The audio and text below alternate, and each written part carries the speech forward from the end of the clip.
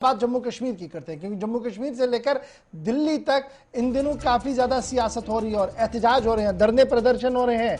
और Delhi Sikh gurdwara management committee के वफ्द ने जहां कल लेफ्टिनेंट गवर्नर से मुलाकात की और यूटी में अक़लियती कमीशन बनाने और मजहबी मैरिज एक्ट के निफाज को लागू करने की बात की, वहीं पर आज दिल्ली में भी धरना प्रदर्शन हुआ और श्रीनगर के अंदर भी एक महदूद अंदाज में आज एहतजाज करने की कोशिश की गई है।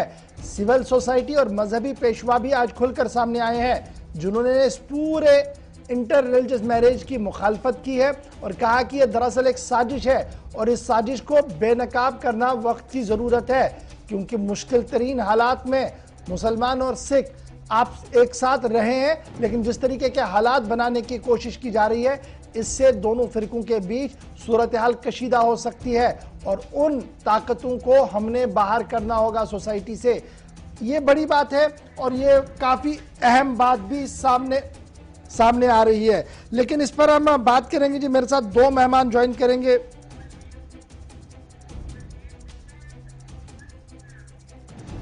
मेरे साथ दो मेहमान ज्वाइन कर चुके हैं। सरदार बलदेव सिंह जी मेरे साथ है और जम्मू कश्मीर के मुफ्ती आजम मुफ्ती नासरुल इस्लाम साहब मेरे साथ है। बहुत बहुत शुक्रिया जी आप दोनों का मेरे साथ ज्वाइन करने के लिए। सबसे पहले बलदेव जी आपके पास आऊंगा। जज्बात काफी मजरू है, हालात हम देख रहे हैं, पिछले 2 दिन से दिल्ली तक एहतजाज की बात हो रही है, क्या इस बीच कोई राहत की खबर?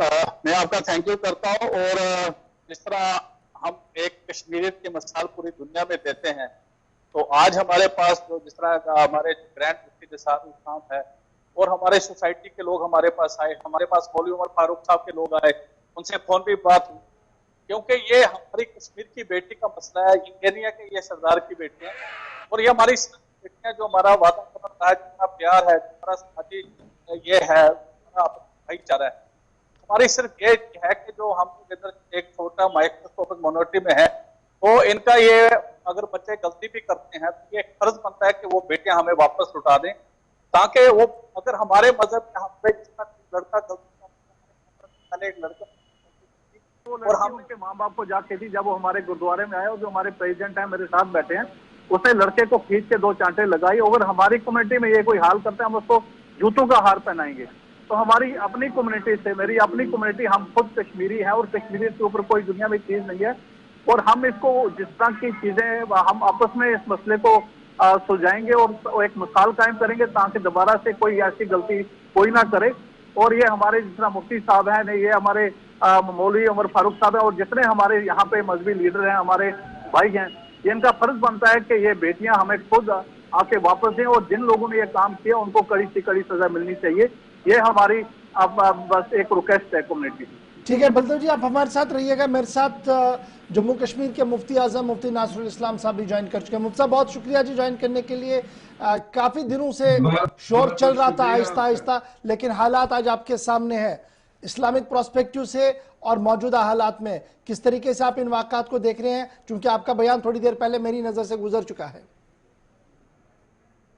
गौर साहब, मैंने सुबह ही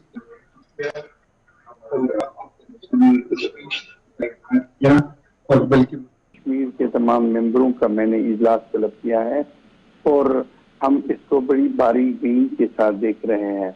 मसला बहुत ही हसास है और चूंकि एक मसला जो हमारे सामने आ गया, वो इल्जाम लगाया जा रहा है कि बंदूक की नोक पे इन लड़कियों को अगवा किया गया और उसके बाद कन्वर्शन इनका हो गया है।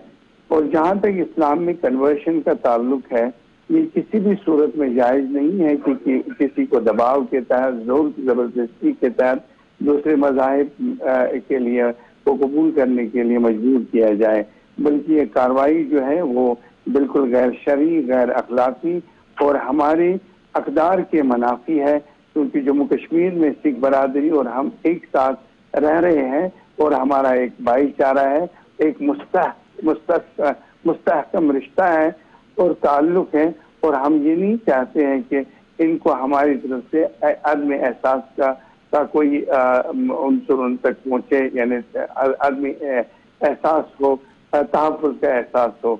हम उनको एहसास ये दिलाना चाहते हैं कि उनको हमारी तरफ से तहफ़्फ़ुज़ मिलता रहेगा। ठीक है, बल्कि हमने बड़ा इम्पोर्टेंट है, चूंकि मेजॉरिटी कम्युनिटी पर हमेशा ये जिम्मेदारी रहती है कि माइनॉरिटी के खदशात को दूर किया जाए, उन्हें फील किया जाए कि वो सिक्योर है, उनकी हर चीज महफूज है। तो क्या ऐसा नहीं हो सकता है कि आप जो मुस्लिम पर्सनल लॉ बोर्ड के भी हेड हैं जम्मू कश्मीर के अंदर, मुफ्ती आजम भी है, तो एक लाइन खींची जाए कि इस तरीके के निकाह कोई भी मौलवी नहीं पढ़ेगा जी, और अगर पढ़ेगा भी जो उसके खिलाफ कार्रवाई होगी, कम सो वट एवर इट में भी, किसी भी हालात में ऐसा नहीं होने दिया जाएगा। सबसे पहले एक मसला हमारे लिए ये है कि एतमाद की फिजा को बहाल करना, और इस सिलसिले में मैं ये चाहता हूँ कि मैं दोनों फरीक को यहाँ बुलाऊं और उन मौलवियों को भी मैं यहाँ पे हाजिर करूं कि जिन्होंने ये सब कार्रवाई की है। और अब मसला चूंकि ये एक सब जुडिस मसला है, कोर्ट तक पहुँच गया है ये मसला, और बल्कि मैं ये चाहता हूँ कि जो जिस तरीके से ये लोग कह रहे हैं कि उस औरत का दिमागी तवाज़ुन ठीक नहीं है और उसको प्रेशराइज किया जा रहा है बयान देने के लिए, हम ये देखना चाहते हैं कि वाकई तौर पे उसको प्रेशराइज किया गया है या नहीं। अगर ऐसा हुआ है कि तो हम खुद डिमांड करेंगे कि ऐसे लोगों के खिलाफ कड़ी से कड़ी कार्रवाई हो जो इसमें मुलव्वस है। रहा सवाल और ये आइंदा के लिए हम इनको बुलाएंगे, यहाँ पे एक लाए अमल मुरतब करेंगे ताकि इन जैसे वाक़ात दोबारा न हो।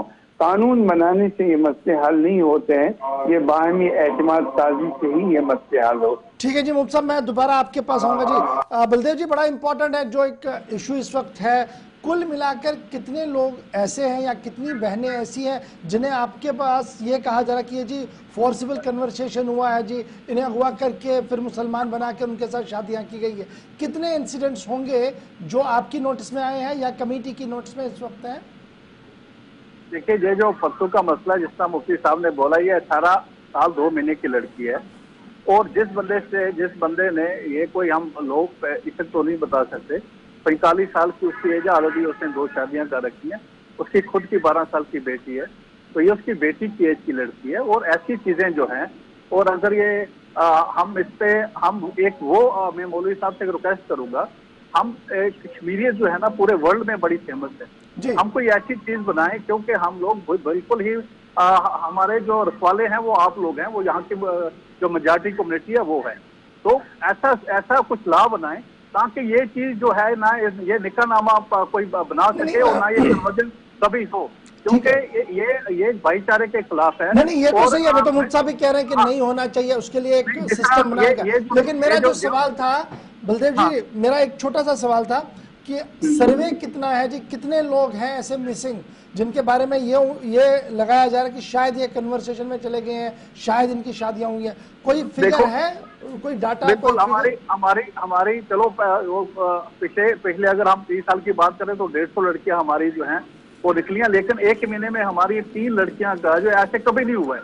चलो कभी 2-4 साल में एक केस होता था, वो भी 6-6 महीने 6-6 साल बाहर रहते थे लोग।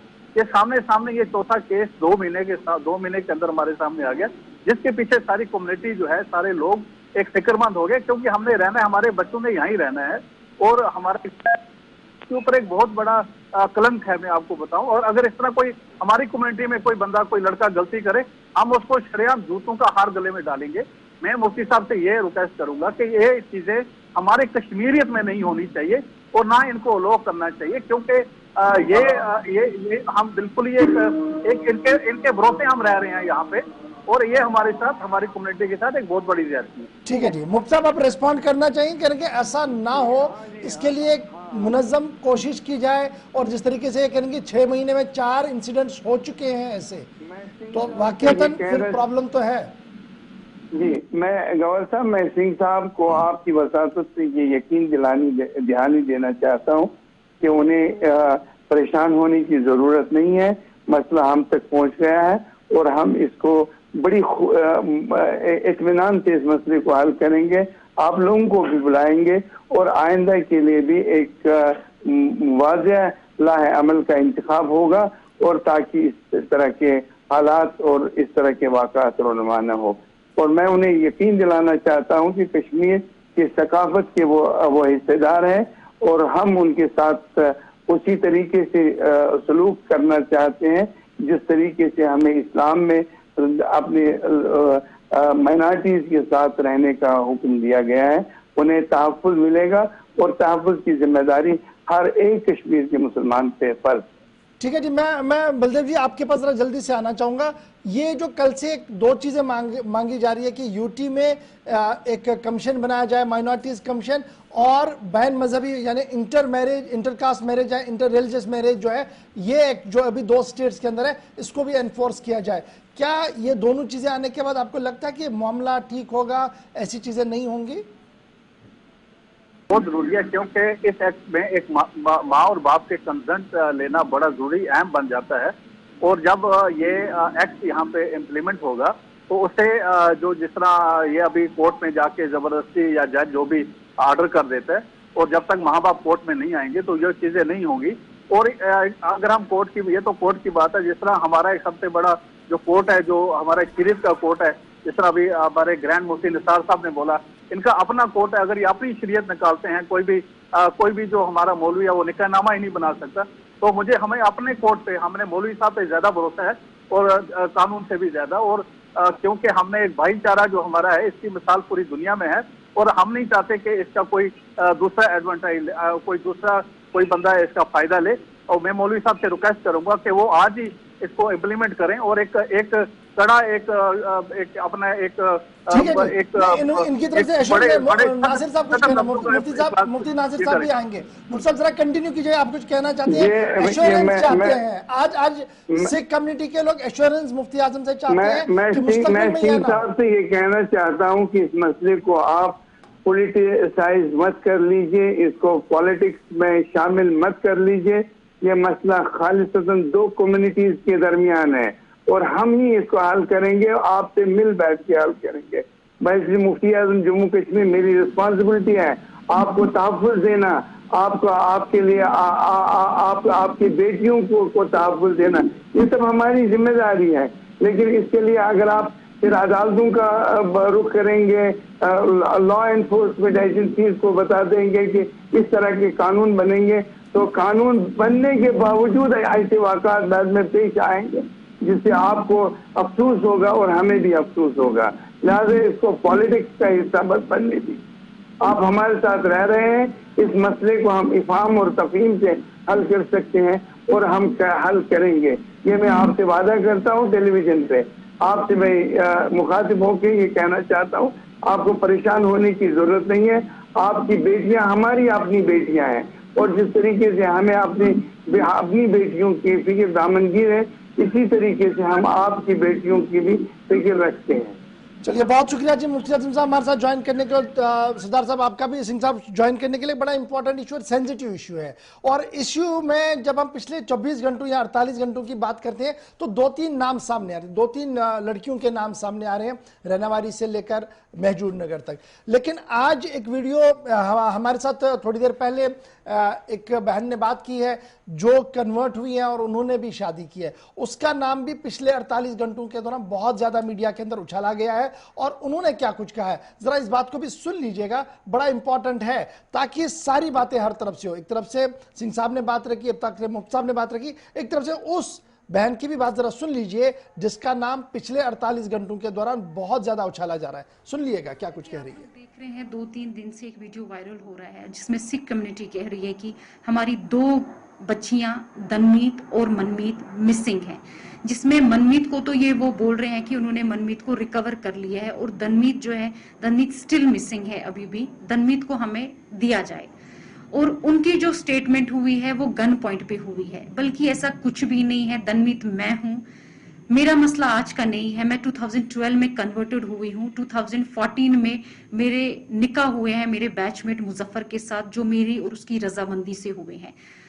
उसके बाद 6 जून 2021 में अपने घर से निकली। मैंने अपने घर में कॉल भी किया कि मैं अपनी मर्जी से निकली हूं, मुझे ढूंढना नहीं, और विद इन 2 घंटे में पुलिस ने मुझे लोकेट कर दिया और सदर पुलिस स्टेशन बागात ले आए, जिसमें ऑलरेडी पूरी सिख कम्युनिटी और मेरी फैमिली वहां पर थी।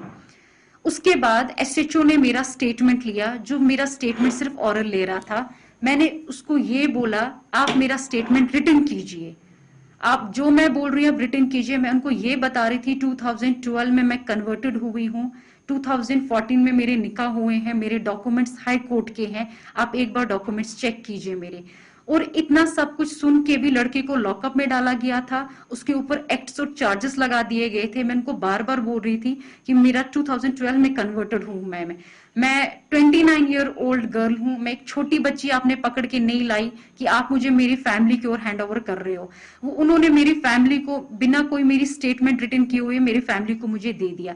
मैं बार बार उनसे ये कह रही थी कि प्लीज आप मेरे डॉक्यूमेंट्स देखिए। उन्होंने मेरे डॉक्यूमेंट्स चेक भी किए, स्टिल उन्होंने मेरी फैमिली को मुझे हैंड ओवर कर दिया। और उसके बाद ही नेक्स्ट डे 7th को मेरी फैमिली मुझे यहां से जम्मू ले गई। और जम्मू जाते ही क्या हुआ, जम्मू जाते ही वो लोग मुझे पंजाब ले गए। पंजाब में मेरे को अलग अलग फेडरेशंस मिलने आ रहे थे, वो मेरे को ब्रेन वॉश कर रहे थे। वो वहां पर मेरे को ये समझा रहे थे कि आप जो स्टेटमेंट है वो अगेंस्ट देना, लड़के के फेवर में नहीं देना। मैं वहां पर भी चलिए जी, ये तो थी एक और कहानी, क्योंकि जिन दो लोगों का नाम आ रहा था, एक ये लड़की थी जिन्होंने अपना वीडियो खुद आज वायरल कर दिया और हमने आपके सामने रख दिया। तीनों पहलू मैंने आपके सामने रख दिए हैं। बहरहाल मैटर बिफोर कोर्ट है और मुफ्ती साहब ने एश्योर किया है कि माइनॉरिटी कम्युनिटी को तहफ़्फ़ुज़ मिलना चाहिए और मिलना चाहिए, ये हम भी कह रहे हैं। और सुबह से हम लगातार इस बात की वकालत कर रहे हैं कि किसी भी कीमत पर ऐसा कोई माहौल ना बने जिससे मुस्लिमहुड यानी आपस में दरार पैदा हो, जिससे फसाद पैदा हो।